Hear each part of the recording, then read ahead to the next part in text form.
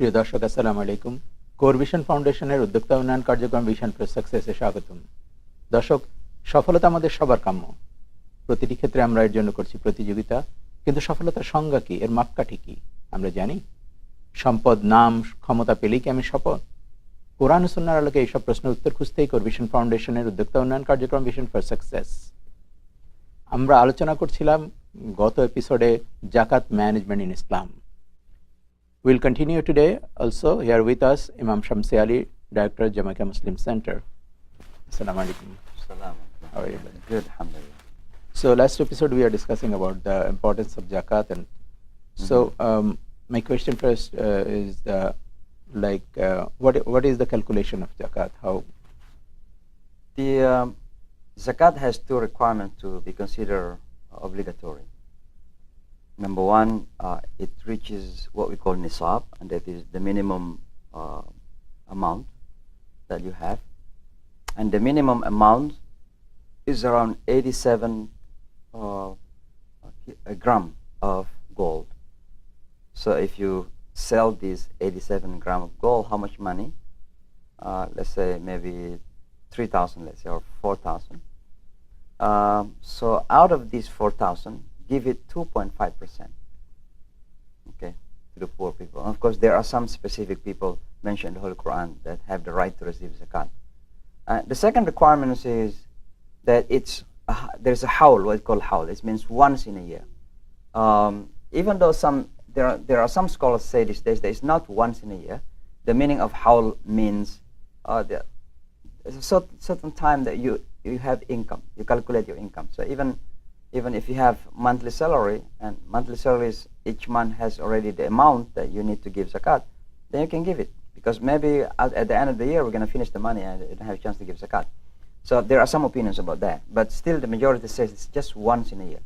And that's why the Muslims sometimes pay zakat in Ramadan as a calculation of last Ramadan. So they calculate every single thing that they earn during the year, and then they spend everything else for the last 11 months.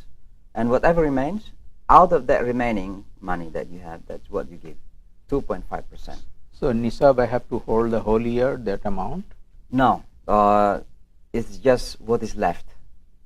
So let's say you have $100,000, and then after paying every necessary in life, school for your children, food, clothing, mortgage, insurance, everything else, gasoline, everything else paid during the last 11 months. Now you reach the next year to pay zakat. Now you go to the account, saving or account with checking whatever you have. Oh, I have, let's say, $10,000 remains. Out of 10,000, that's what you need to pay to 2.5%. And of course, basically, sorry to use the word, but looks like it's very cheap.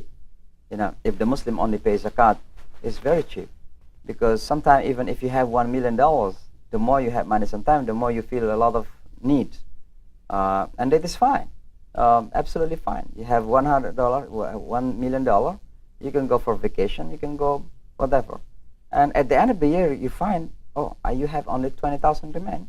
Out of 20,000, not out of 1 million, out of 20,000, that's what you need to give zakat. So it's not necessarily the 20,000 I have to hold the whole year.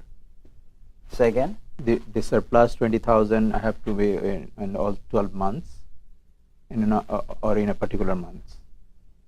What is remain at the Say end? income in a year, say 100,000. Okay. So every month I am earning, say, 8,000, 9,000. So 1 month I have a deficit, other month I have surplus. So it's not necessarily the deficit month. I don't have to count the deficit month. No. The calculation is for the whole year. So 100,000 minus the expenditure I made. Yes, that's what balances. That's what you pay. The balance. That's out of the balance that you have. That's what you pay zakat. Now, regarding other issues such as you have a house for use for family, it doesn't have zakat unless that house is rented. The profit that you get from the rent, that's what you pay. So zakat will be on the income. Yes, the income. Not on the asset. Not on the asset, yes. So unless that assets earn money. Let's say you have some garden but you have some fruit in it, like mangoes or vegetables. If that garden is just a garden, there is no zakat. But if that garden earns something for you, just as fruit from the mango, and you sell the mango, out of that selling the mango, that's what you need to pay zakat. Similarly, the gold also for our sisters. If that gold is not intended for saving, just for use, that doesn't have any zakat. But if you intend that as a part of your savings, that you have to calculate how much if you sell it. Okay, so if you have 87 gram of that gold, and then if you sell it, how much money out of that money that you have to pay zakat? So gold, if I use it, we don't need to pay. If that's for use, it doesn't have any zakat, but it's not something that is earning. Yeah. So another thing is zakat, to whom I have to pay. In the Holy Quran, there are 8 categories mentioned basically. One is what is called fuqara, and then poor. Now, in the language of English language, it's only poor, but the language of the Quran, there is what we call faqir, there is what we call miskin. Now, what is the difference between faqir and miskin? Faqir means the person who doesn't have at all to support his life. Okay. It is called faqir, jobless, homeless. These are faqir.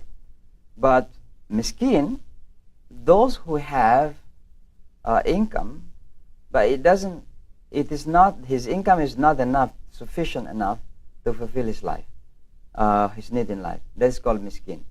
And some even scholars even more into luxury definition when they say miskin means someone who has already basic, but he doesn't have for luxuries. This is called miskin. He deserves zakat. But I do believe in the first interpretation, and that is someone who has income but doesn't enough to fulfill his basic life requirement, his food, his drink, education for his children, his 4 basic things in life. These are miskin people. And then wal-amil alayha, the one who is working for the zakat managing people. They deserve also to get from the zakat. But I think we can also move into different interpretation now, that managing zakat is not necessarily poor people. Sometimes those who are managing zakat are government who have money. I don't think they are eligible to get zakat for that because they have already income from the state. So if they get salary from the state and it is enough for them to fulfill his basic need in a home with his family, then why he should take again from the zakat? And the next one is fi sabilillah, in the path of Allah. And some people interpret this as war, when you are defending Islam, when you are defending your right, when you are engaging in the battlefield and you need to spend some money, zakat can be used for this. But some others say fi sabilillah is wider than that, and that's including building educational institution. Even some people say, building public facilities, it can be fi sabilillah. And I agree with this, especially in America. I think one of the most important fi sabilillah is funding Islamic institution for our children, because we are threatened by the lose of our generation in the future unless we take this very seriously. And the next one is Wabn al-Sabil. Wabn al-Sabil means people who are out on the way, because in the past when the people travel, it's truly difficult. And sometime in the middle of the path, they are out of food, out of drink. So these kind of people who are on the way and traveling, they are deserving zakat. They deserve zakat. They have the right to ask for zakat. And the next one is those being, tied by loans. We need to help our brothers to be free from loans. And especially these days with the interest, for example, it can really make you so tight and you cannot move. So it is very important that we free them from loans, and zakat is eligible for this. We'll take a short break. Dear viewers, you are watching Vision for Success. Stay with us.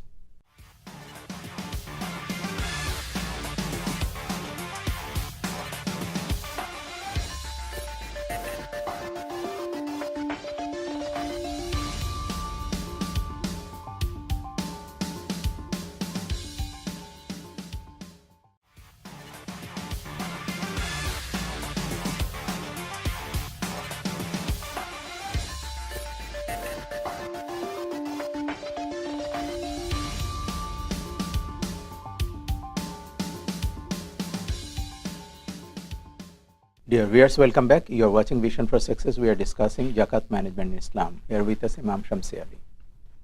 So when we are paying Zakat in the month of Ramadan, but everybody is waiting for that, for the rewards.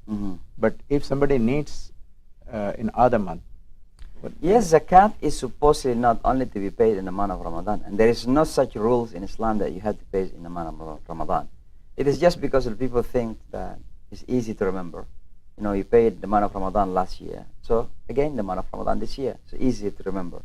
Secondly, they say in the month of Ramadan reward is multiplied, but I think if specific ibadah like zakat, which is also being conducted outside Ramadan, it's also multiplied, so you don't have to worry about that.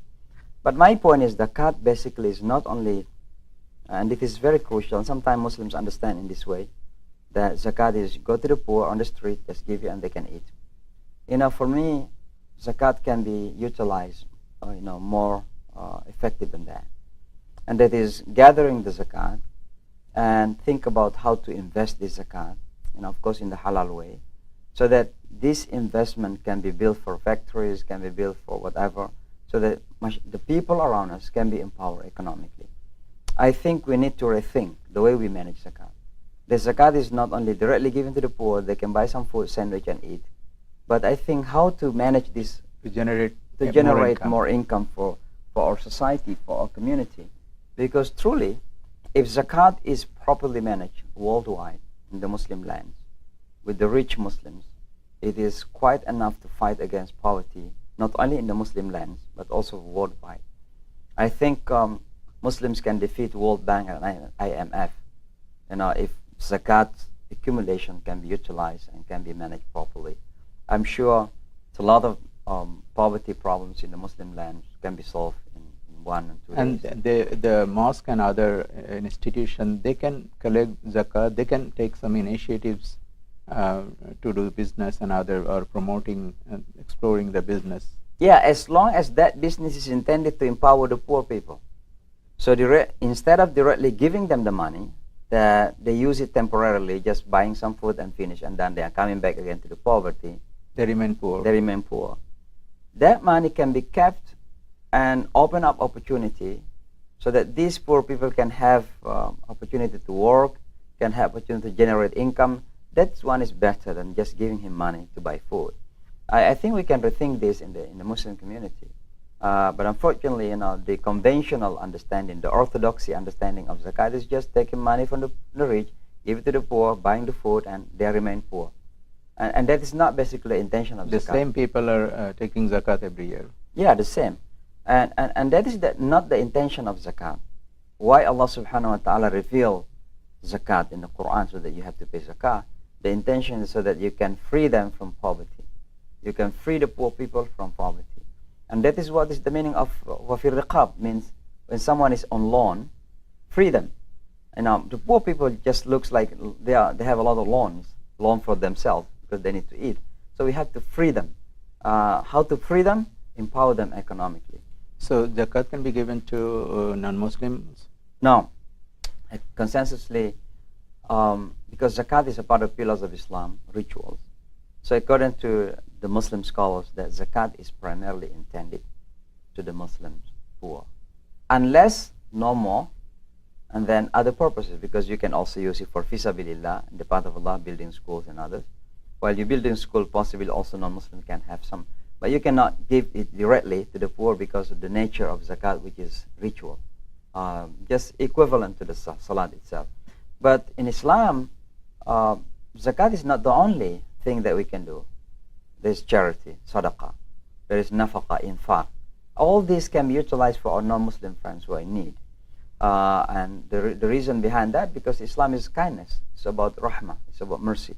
So when you are you are merciful to the Muslim, then you have to be merciful to the non-Muslims as well. When you are kind to the Muslims, then you have to be kind also to the non-Muslims. There is no basically different. Only that he is Muslim, he has two rights over us. That is the right as a human being and the right as a Muslim. But they are all human beings, and every human being has the right over us to be helped, so that we can give them assistance, we support them. That's what Islam is about, because Islam is for everybody, and Islam is so open and inclusive. So there is another question like we pay tax. Mm-hmm. So we have to pay zakat in addition to tax? Basically, so far, yes. And that's what the Muslim sometimes try to say, no, no, no, I pay already tax. In New York, you have maybe almost 30% of your income is already going to the tax. So should we consider that as a part of zakat? Of course not, because zakat, number one, has specific amount. Number two, has specific address. You address that money to certain group of people. While tax is given to the government, and the government is spending that money mostly to build infrastructure, street, highway, and all this kind of stuff. So there is no guarantee that your money is going to the poor people. And so I think we cannot be so easy to give interpretation that paying tax itself is a part of zakat, unless there is an agreement with the government. I mean, if it's Islamic government in a Muslim government, Muslim countries, and the government say that a part of the tax is given as zakat. Okay, so let's say your income is 40,000 annual year. How much tax that you pay? Such certain percent. Now, almost 30%. Now, 2.5% of that 30% is considered zakat with the agreement from the government. That is possible. But unless you have an agreement, you cannot consider that as a part of zakat, because the intention is different. This is an ibadah, it's not just social gift. So, in conclusion, we don't consider tax as a part of zakat. So we'll take another break. We'll come back shortly. Dear viewers, you're watching Vision for Success. Stay with us.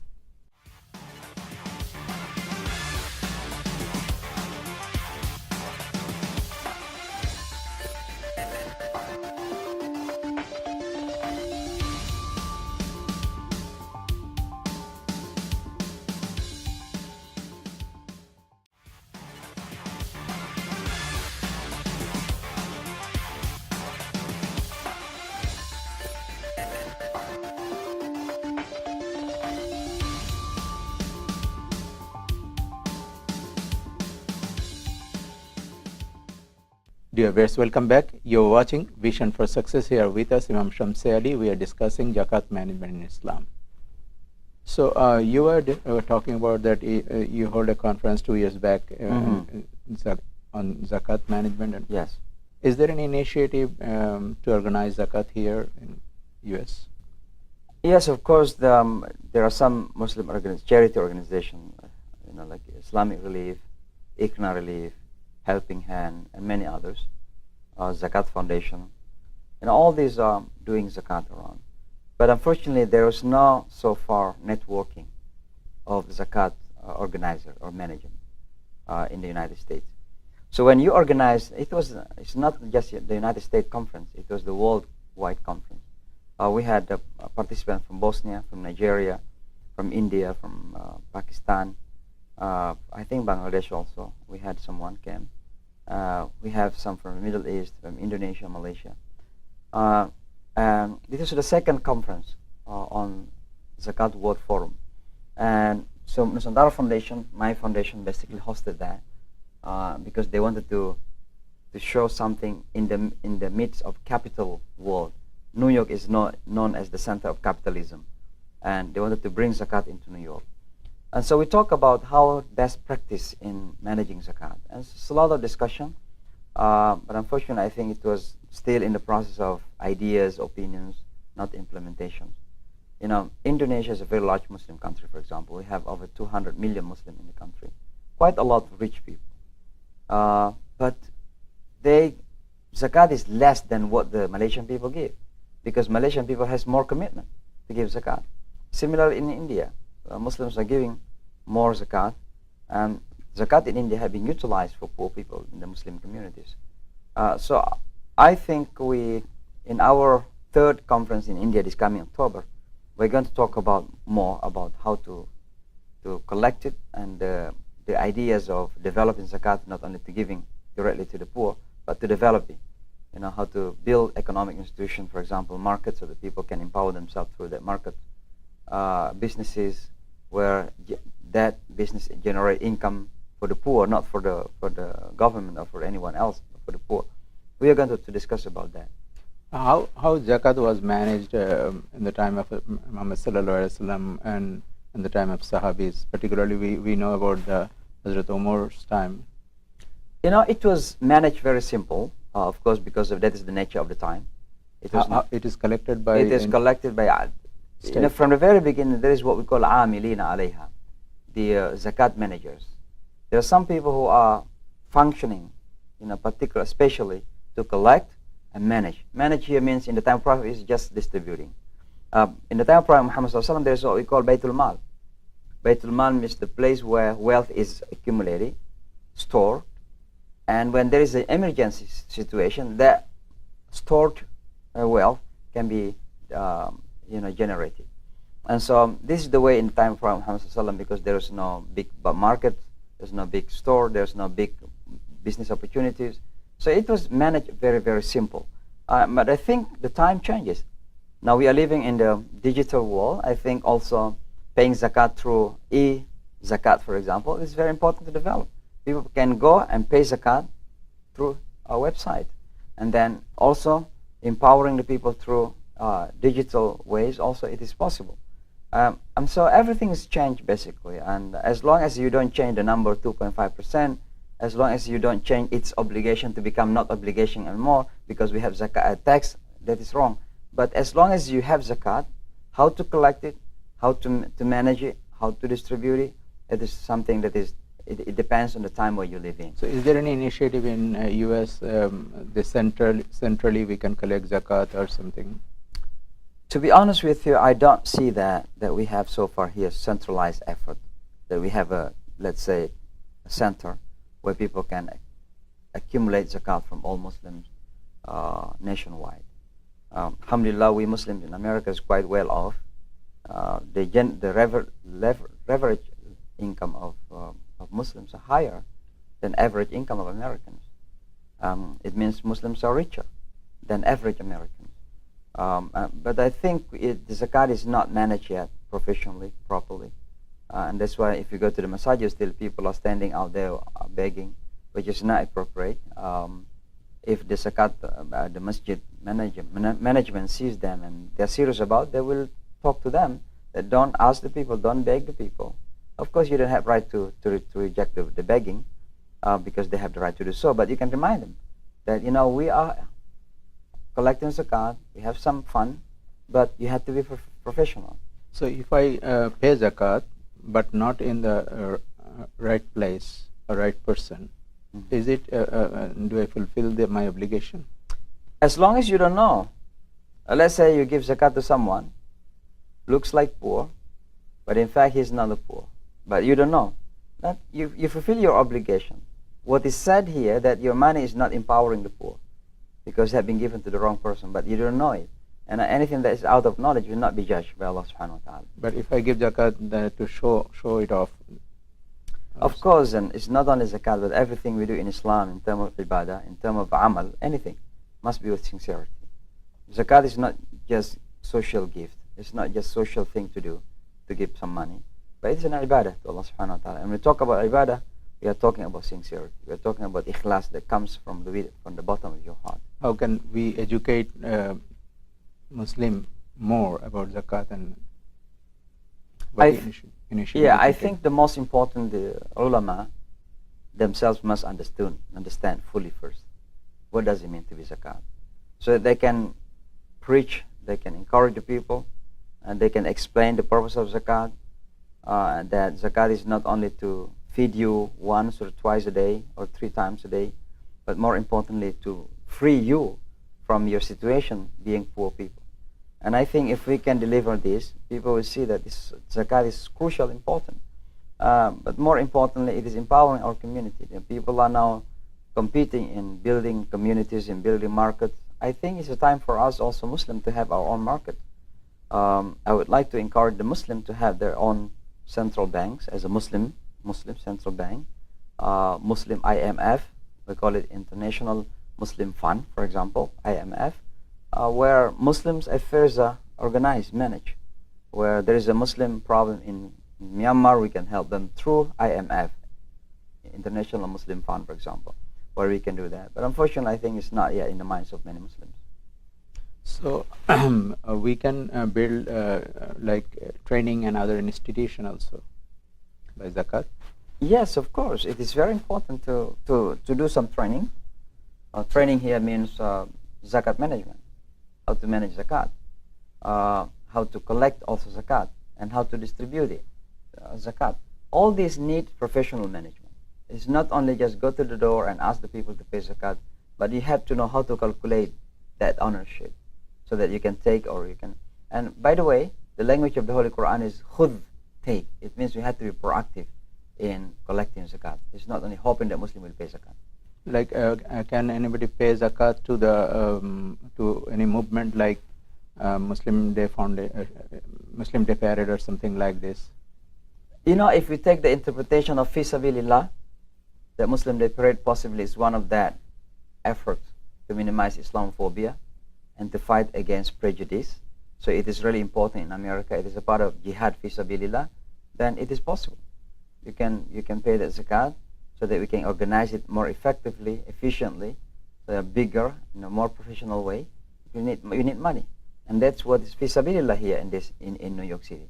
So we don't have any war, no battlefield, but we have this as a part of fi sabilillah, because the fi sabilillah is one of the criteria of the people to receive zakat. So Muslim Foundation or of America or Muslim Parade here deserves zakat if you understand the ayah fi sabilillah in that way. So what is your advice for the viewers? I just wanted to say that this is very crucial again, given zakat is a foundation of Islam, and if you don't take it very seriously, it means you're not taking your religion very seriously. Secondly, you have to think about your brothers around you, because you may have more, and that what you have basically belongs to others, and you are keeping others' rights, and that is very dangerous. Thank you very much, Imam Shamsa, living with us. I hope the viewers will learn from this discussion. Thanks once again. Thank you. দর্শক, ভুল জ্ঞান, ভুল ব্যাখ্যা, ভুল পদক্ষেপ আমাদের সবার জীবনকে দুর্বিষহ করে তুলতে পারে। সফলতার জন্য অপরিহার্য হচ্ছে সঠিক জ্ঞান। আসুন ইসলামকে সঠিকভাবে জানি। অপরিহার্য হচ্ছে আধুনিক জ্ঞান। অপরিহার্য হচ্ছে ভিশনারি হওয়া। ভিশনারি উদ্যোক্তারাই বদলে দিতে পারেন সমাজ ও অর্থনীতি। ভীষণ আত্মবিশ্বাস, পরিশ্রম ও ধারাবাহিক চেষ্টা এনে দিতে পারে সাফল্য। আসুন সফলতার জন্য সেভাবেই চেষ্টা করি, নতুন প্রজন্মকে ভিশনারি উদ্যোক্তা, পরিশ্রমী হতে এবং ইতিবাচক ভাবতে শেখাই। অনুষ্ঠান সম্পর্কে আপনার পরামর্শ মতামত লিখুন visionforsuccessus@gmail.com। অনুষ্ঠানটি প্রচারিত হবে প্রতিদিন রাত 9টায়, পুনঃপ্রচার সকাল 11টা এবং দুপুর 2:30। ইনশাআল্লাহ আবার দেখা হবে আগামীকাল এই সময় এখানে টাইম টিভিতে। আসসালামু আলাইকুম।